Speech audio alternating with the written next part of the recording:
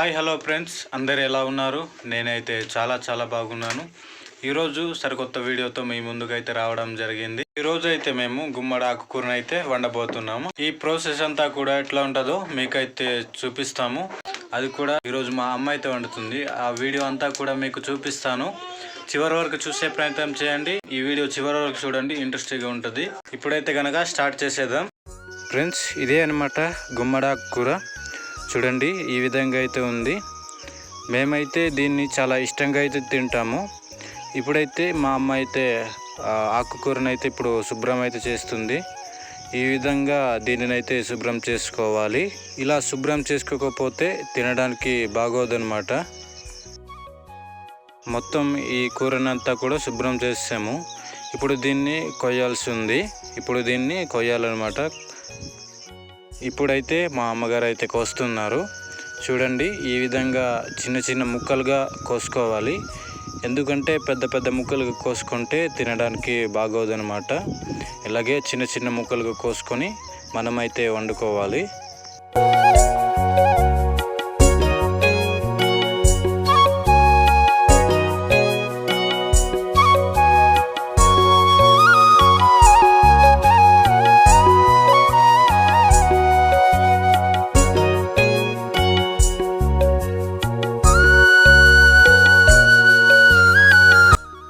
కొయ్యడం అయితే అయిపోయింది.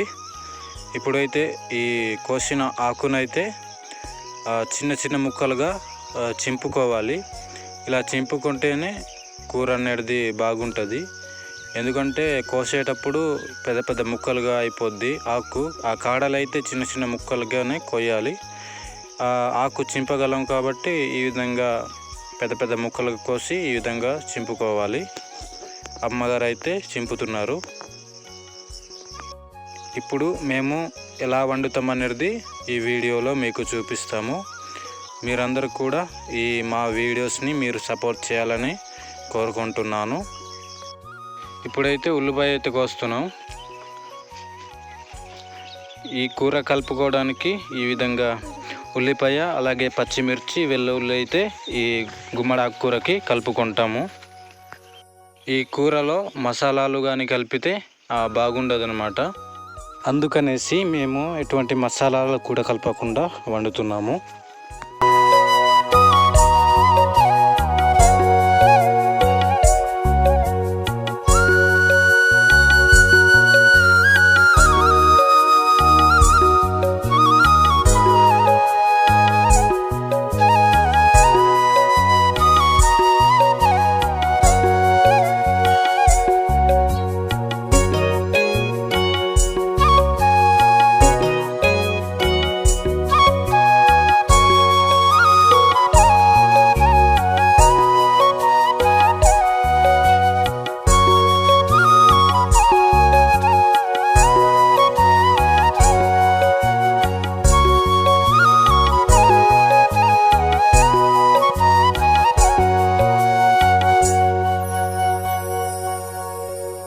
ముందుగానే ఆ పచ్చిమిర్చి కానీ ఉల్లిపాయ కానీ వెల్లుల్లి కానీ ముందుగానే వేసాము.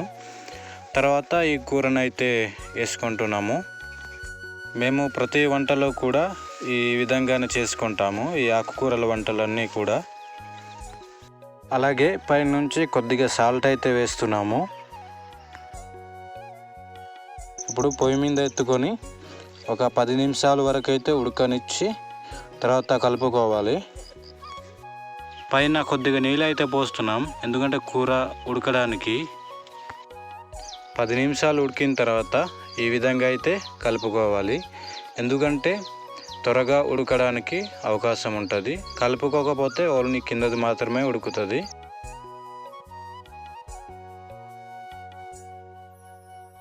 ఇలాగా మధ్యలో కలుపుకోవాలి.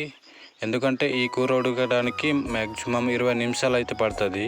చూడండి, కూర అయితే చాలా బాగుంది. ఈ కూర మీరు ఎప్పుడైనా తినున్నారా? కామెంట్ చేయండి.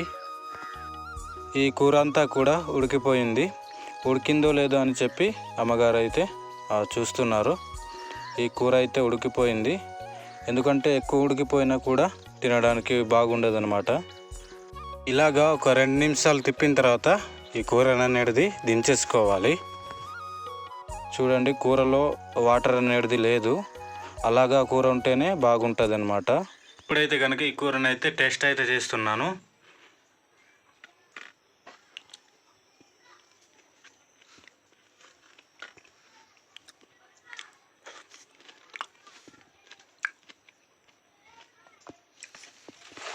చాలా చాలా బాగుంది ఫ్రెండ్స్.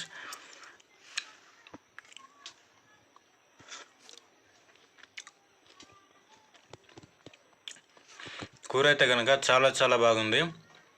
కరెక్ట్గా ఉప్పు అన్నీ కూడా అది సరిపోయింది. మీరు ఎప్పుడైనా ఈ కూరని తిని ఉంటే కామెంట్ చేయండి. అలాగే ఎవరైతే మన ఛానల్ని కొత్తగా చూస్తున్నారో సబ్స్క్రైబ్ చేసుకోవడానికి మర్చిపోకండి. ఒక లైక్ ఇవ్వండి, ఒక కామెంట్ కూడా ఇవ్వండి. ఓకే ఫ్రెండ్స్, మరొక వీడియోతో కలుసుకుందాం. బాయ్.